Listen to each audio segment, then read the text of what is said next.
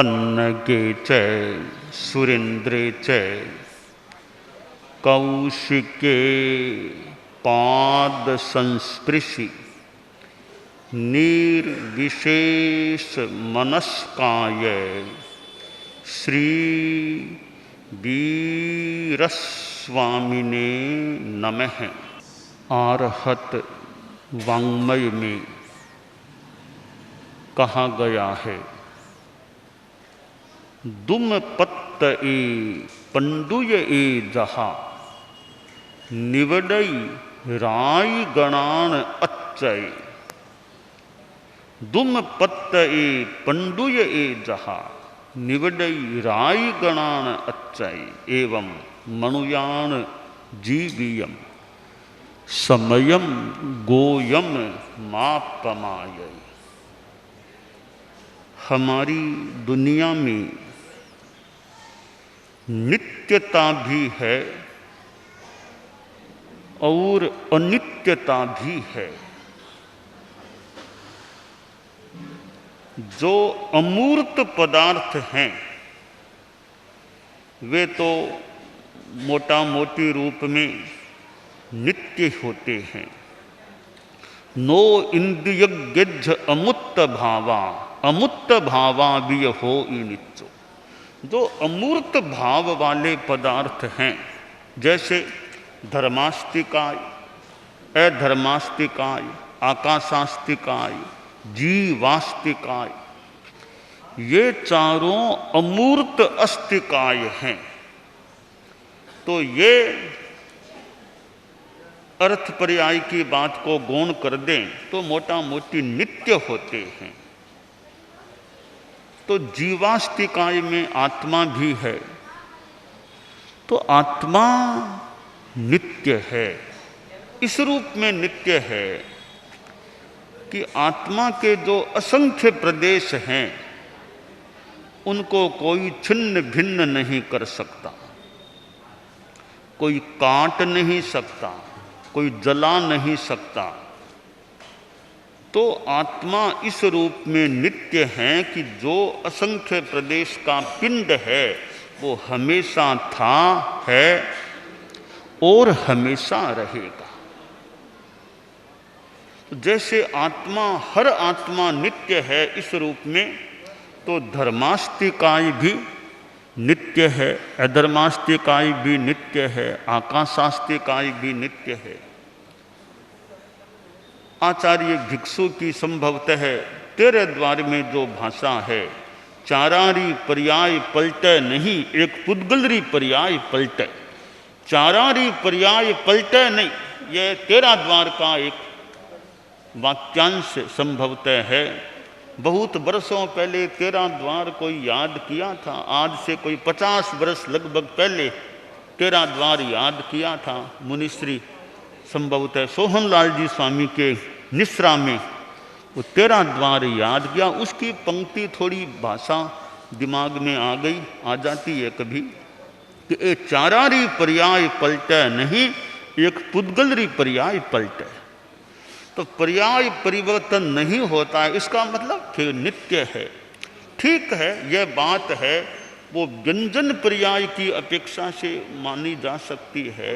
अर्थ पर्याय तो मान लें, धर्मास्तिकाय आदि में भी हो सकती है। तो मोटा मोटी कोई परिवर्तन इनमें नहीं होता है। तो जीव है, उसके प्रदेशों का विनाश नहीं होता, पर परिवर्तन इस रूप में हो सकता है कि वह असंख्य प्रदेशों का पिंड आज हाथी के शरीर में है, वो भविष्य में कभी या पहले अतीत में कभी कुंथु के शरीर में भी वो आत्मा समाविष्ट हो जाए। 500 धनुष जितनी लंबी वो जो आत्मा है एक चिंटी में भी समाविष्ट हो जाए। और तो क्या, इतनी सी आत्मा जो शरीर में है वो कभी पूरे लोक में फैल जाए। इस रूप में आत्मा का परिवर्तन हो सकता है। जो मनुष्य के शरीर में है वो कभी देव के शरीर में हो जाए, कभी तिर्यंच के शरीर में हो जाए, कभी नारक के शरीर में हो जाए। इस रूप में आत्मा का परिवर्तन तो हो सकता है, पर जो आत्मा है कि 2 प्रदेश कम हो जाएंगे, 1 प्रदेश भी कम नहीं होगा, कि थोड़ी प्रदेश बढ़ा देंगे, 1 प्रदेश कोई बढ़ा नहीं सकता।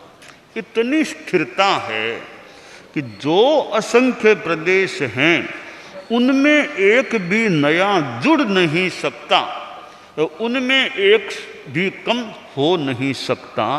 यह आत्मा की अवस्थिति है और यह उसकी नित्यता है। तो शरीर का तो परिवर्तन होता है, शरीर एक पर्याय है। गीत में बड़ा सुंदर कहा गया है, आत्मा भिन्न शरीर भिन्न है, तुमने मंत्र पढ़ाया।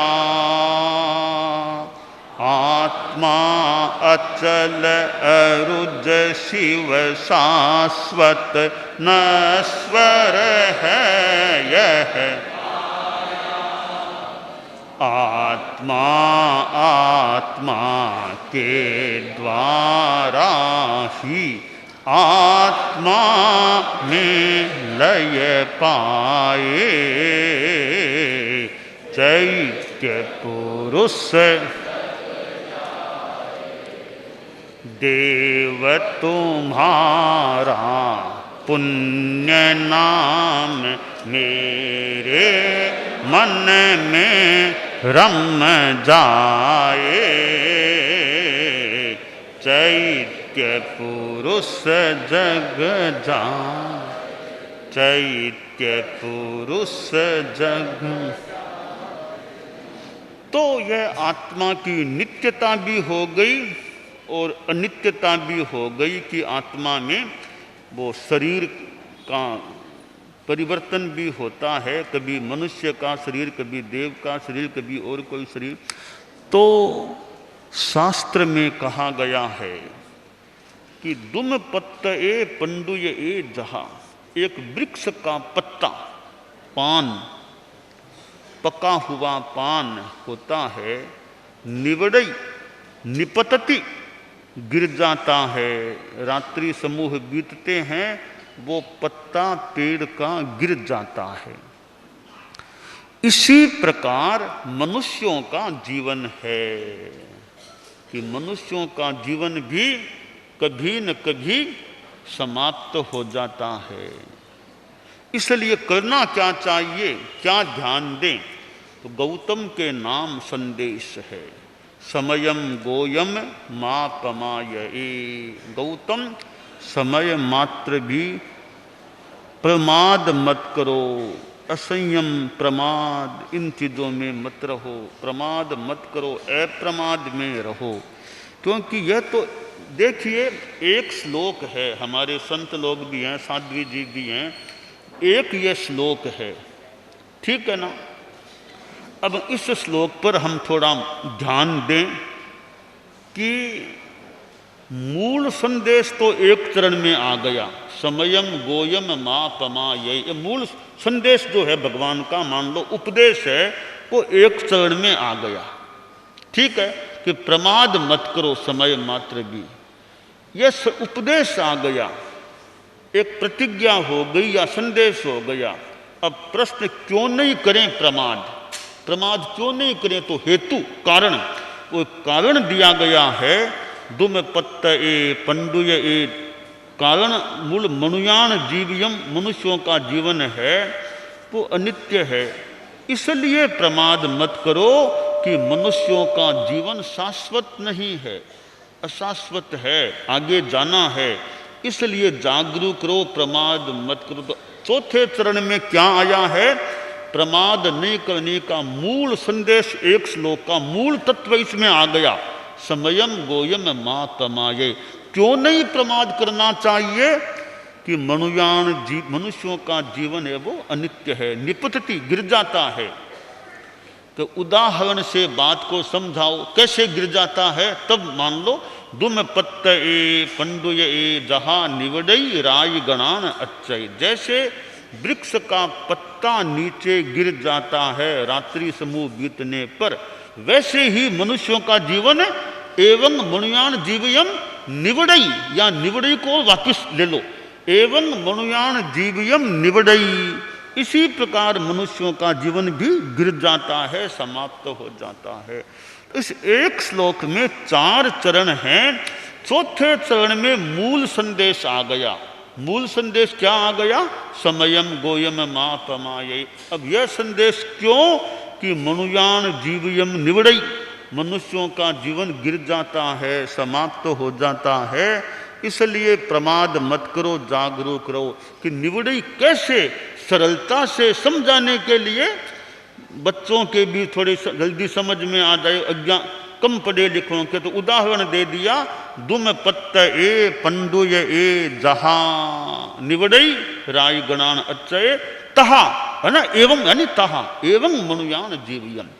तो यह उत्तरध्ययनानि का एक 10वें अध्ययन का पहला श्लोक है।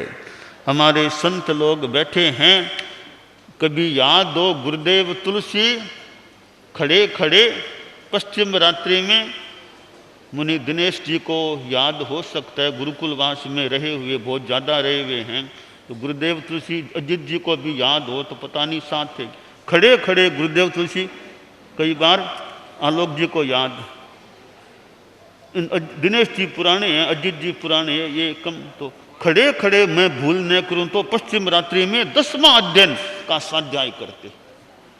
तो 10वां अध्ययन है, एक प्रमाद से बचने की प्रेरणा देने वाला संदेश है।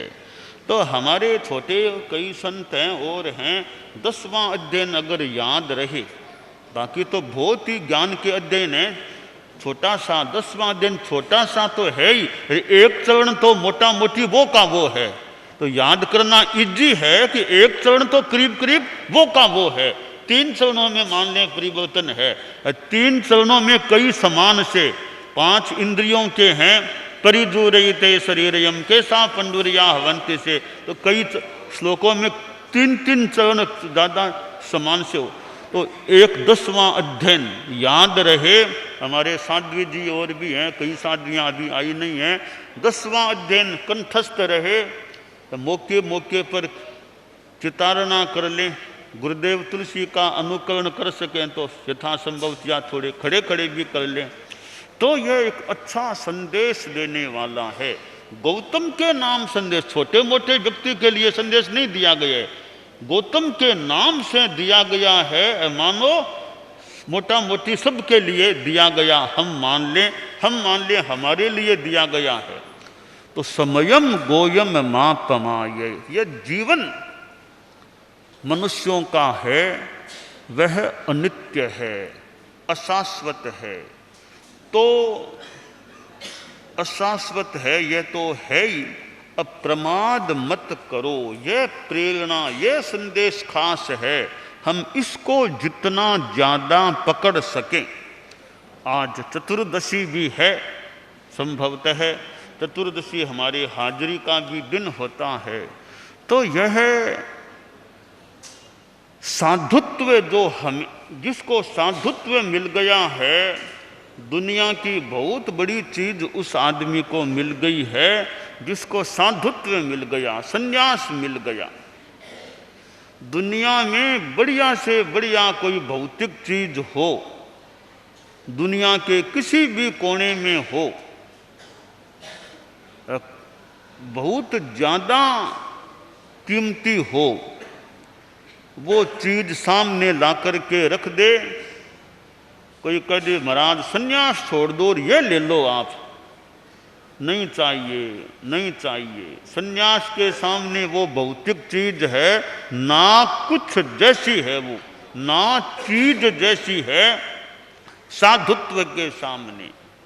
दुनिया में और कोई चीज पैसों से कोई खरीद ले, पर साधुत्व है वो पैसों से कैसे खरीदा जाए। एक सामायिक भी पैसों से खरीदनी मुश्किल हो जाए या असंभव हो जाए तो साधुत्व को तो पैसों से खरीदा भी कैसे जा सके।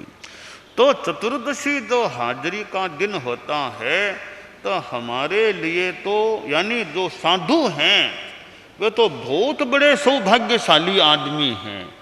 कोई कहे भी वो आदमी बड़ा पुण्यवान है, भागी है, इतना बड़ा पद पर आ गया, राष्ट्रपति बन गया, प्रधानमंत्री बन गया, वो बन गया, वो बन गया, राजा बन गया, बहुत बड़ा भाग्यशाली है। ठीक है, भाग्यशाली हो सकता है, पर मैं तो सोचता हूँ साधु ज़्यादा भाग्यशाली है। बड़े से बड़ा राजा है, उससे भी साधना के संदर्भ में साधु ज़्यादा भाग्यशाली है। क्यों भाग्यशाली है कि राजा है, मान लो वो तो पुण्य के उदय से मान ले हैं, साधु क्षयोपम के योग से है, तो पुण्य के उदय की अपेक्षा क्षयोपम ज़्यादा बड़ी चीज़ है। साधु इसलिए ज़्यादा भाग्यशाली है, वो अमूर्त भाग्य से युक्त है, राजा मूर्त भाग्य से युक्त है। पुण्य तो मूर्त है, क्षयोपम अमूर्त है, तो साधु अमूर्त भाग्य वाले होते हैं। साधुत्व की दृष्टि से राजा आदि मूर्त भाग्य वाले, पुण्य जो रूपी होता है उस भाग्य वाले होते हैं। तो अमूर्त भाग्य वो जिसको प्राप्त है, उस अमूर्त भाग्य की तुलना मूर्त भाग्य के साथ कोई कर ले तो कर ले, पर बहुत बड़ी चीज है मूर्त भाग्य की अपेक्षा अमूर्त भाग्य। हालांकि तुलना तो की गई है कि मुनि साधु राजा की तरह होता है, वो तुलना भी ठीक है, एक संदर्भ में है कि मही रम्या सैया विपुल मुपधानम भुजल वितानम चाकाशम गजन मनुकूलो यमन मनिलह शरत चंद्रो दीपो विरति वनिता संग मुदित है सुखी शांत है शेते मुनि रतनु भूतिर नृप इव। तो यहाँ त्याग और भौतिकता की तुलना, एक समानता दिखाई गई है कि राजा के पास भौतिक चीज़ों का आनुकूल्य है, साधु के पास त्याग, यो मान लें एक और राग हो सकता है या भौतिकता है, एक और आध्यात्मिकता है, त्याग है। तुलना कैसे की गई? कबीर साधु तो राजा की तरह है, कि राजा की तरह कैसे है? राजा के तो बढ़िया पल्यंक होते हैं सोने के लिए, साधु के पास कहाँ पल्यंक है? हमारे कोई संतों के ठिकानों को रात में आकर देखें, संतों को, संत कहाँ सो रहे हैं? कितनों के पास पल्यंक है संतों के पास? कितने संत यूँ धरती पर सोए हुए हैं। और वर्तमान में तो संभवतः धरती पर ही, संतों में तो धरती पर कोई ऐसे भी नहीं है अभी वर्तमान में वृद्ध संत जिनको पाटा जरूरी हो संभवतः। तो संतों में तो अभी एकदम मही रम्या सैया वाले हैं। मही रम्या कि राजा पल्यंक पर सोता है, सैया पर। साधु के लिए मही या धरती रम्या सैया, धरती पर साधु सोता है। और राजा के तो बड़े सिराने और रहते हैं, सिराने लगे हुए। साधु के कहाँ है? भुजलता, और ने तो ये यूँ भुजा को नीचे लगा लो, माथे के नीचे सो जाओ, बस आराम से सो जाओ। हालांकि सिराना भी होता होगा संतों के पास प्राय, ऐसे भी सो सकते हैं। और चंदोवा, और कभी आकाशी चंदोवा है, जो भी कि पंखा कहाँ? राजा के तो पंखे चलते हैं, साधु के पंखा कहाँ? अनुकूलो ये मनिले, सहज हवा चले रात में। हालांकि अपवाद आदि की बातें छोड़ दें वर्तमान में, तो सहज हवा चले वो संतों के लिए मानो पंखा है।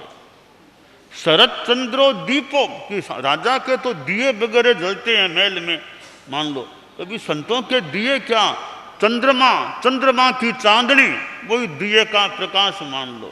ऐसी बातें जो है तो साधु को राजा की तरह बताया गया। पर यह तुलना है, ठीक है, तुलना कवि ने की है तो कोई गलत नहीं की है, ठीक ही है।